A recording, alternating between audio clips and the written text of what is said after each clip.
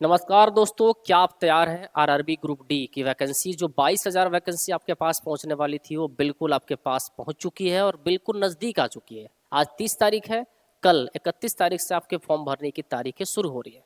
तो हम कुछ एक झलक देखते हैं कि आरआरबी ग्रुप डी की वैकेंसी जो रेलवे ने हमें दी है उसमें हमें क्या क्या चीज़ों की आवश्यकता पड़ने वाली है फॉर्म भरते समय, किन किन सावधानियों को हमें बरतना है फॉर्म भरते समय, इन सब पर एक चर्चा, एक झलक हमारी तरफ से आपके लिए।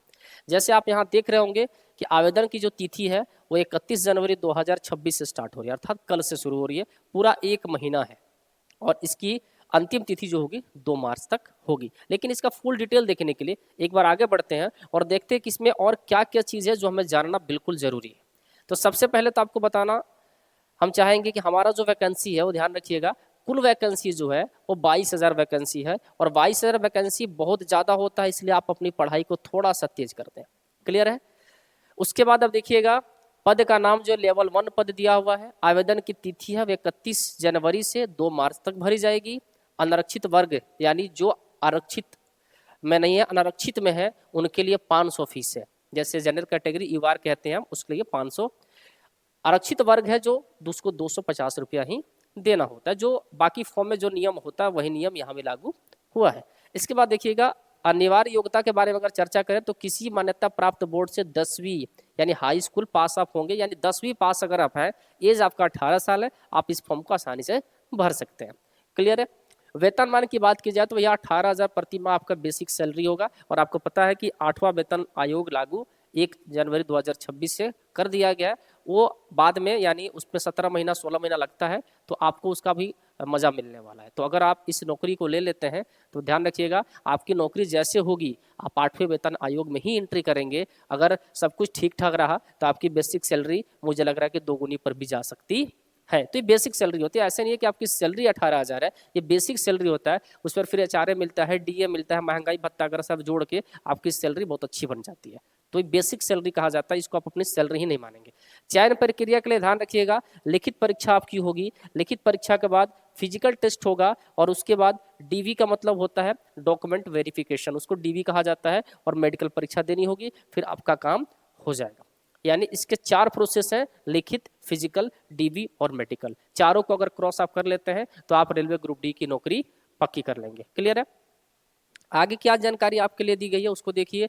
जैसे शैक्षिक प्रमाण पत्र में आपको 10th मैट्रिक की मार्कशीट और प्रमाण पत्र देना होगा, यानी आपके स्कूल से मिलता है, जिस भी स्कूल से आप पास आउट होंगे वहां से आपको एक मार्कशीट मिला होगा और एक आपको प्रमाण पत्र मिला होगा, सर्टिफिकेट मिला होगा, जिसको आपको यहाँ पर शो करना होता है।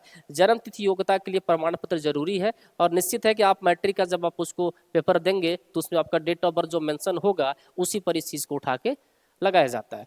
पहचान पत्र में आप इन सारे पहचान पत्र में से किसी पहचान पत्र का इस्तेमाल कर सकते हैं। जैसे आधार कार्ड, तो मान लीजिए आजकल यूनिवर्सल आधार कार्ड हो गया है, यानी ऐसा आधार कार्ड हो गया कि सब जगह काम करता है। Voter ID, PAN card, passport, driving licence, ये सारे फॉर्म आईडी नंबर भरे होते हैं। इसमें आप इसका इस्तेमाल किसी भी एक चीज़ को करके अपना फॉर्म भर सकते हैं।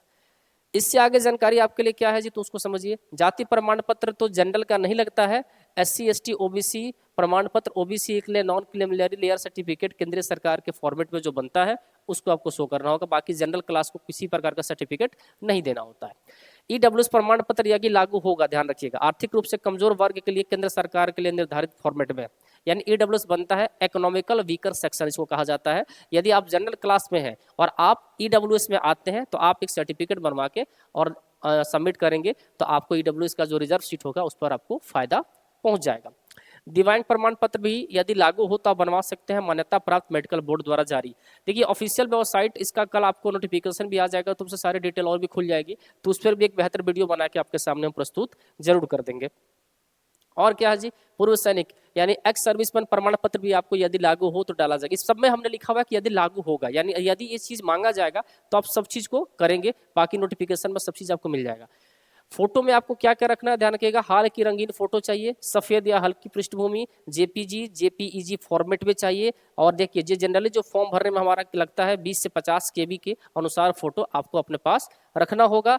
पासपोर्ट साइज फोटो हाल की रंगीन चाहिए, ध्यान रखिए, यहाँ भी लिखा हुआ वही चीज मैं यहाँ कंटिन्यू कर रहा हूँ, हाल की रंगीन फोटो चाहिए, 10 साल 5 साल पुराना फोटो मत लेके जाइएगा। और जानकारी आपके लिए क्या है इसमें, तो ध्यान रखिएगा, हस्ताक्षर जो होगा वो काले या नीले पेन से करना है, सफेद कागज पर करना है, और जेपीजी जेपीईजी फॉर्मेट में करना है, निर्धारित साइज में करना है जो साइज डिमांड किया जाएगा। मोबाइल और ईमेल आईडी के लिए बात समझ लीजिए, सक्रिय होना आवश्यक है, यानी आपका मोबाइल नंबर जो आप देंगे, क्योंकि उस पर ओटीपी होगा, अगर जाता है तो फिर दिक्कत हो जाएगी अगर बंद होगा तो। उसके बाद ओटीपी और आगे की सभी जानकारी इसी पर प्राप्त होती है, इसलिए जो नंबर आपका एक्टिव हो और भविष्य में आपको बंद करने का प्लानिंग ना हो वही नंबर दीजिएगा, नहीं तो बाद में आप धोखा खा जाइएगा। ठीक है, बाकी और भी डिटेल कल परसों की फिर से वीडियो में, अगर कल से फॉर्म भरना सब कुछ सही रहा, स्टार्ट हो जाता है, तो नोटिफिकेशन आने के बाद क्या क्या बदलाव हो सकता है, एग्जाम के पैटर्न में भी क्या बदलाव हो सकते हैं, इन सब पर भी चर्चा कर लेंगे। एक और अच्छा वीडियो बना के आपके सामने प्रस्तुत कर दिया जाएगा। तो अभी फॉर्म भरने के लिए इन सब चीजों की आवश्यकता आपको है, इसको संभाल कर रखिए। और अगर कल से फॉर्म भराता है तो सभी के लिए हमारे तरफ से, कॉम्पिटिटिव एज परिवार की तरफ से बेस्ट ऑफ लक। और ध्यान रखिएगा, इसमें अगर आपको रीजनिंग की क्लासेस करनी है तो रीजनिंग का स्पेशल बैच हम लोग डाल चुके हैं, तो कॉम्पिटिटिव बैच ऐप को इंस्टॉल करिए, वहां जैसे आप जाइएगा वहां आपको दिखाई दे देगा रीजनिंग का फाउंडेशन बैच मात्र 299 में आपको मिल रहा है, पूरे 2 साल वैलिडिटी के साथ। तो चलिए, हंसते रहिए, मुस्कुराते रहिए, जुड़े रहिए कॉम्पिटिटिव बैच परिवार के साथ। Thank you so much.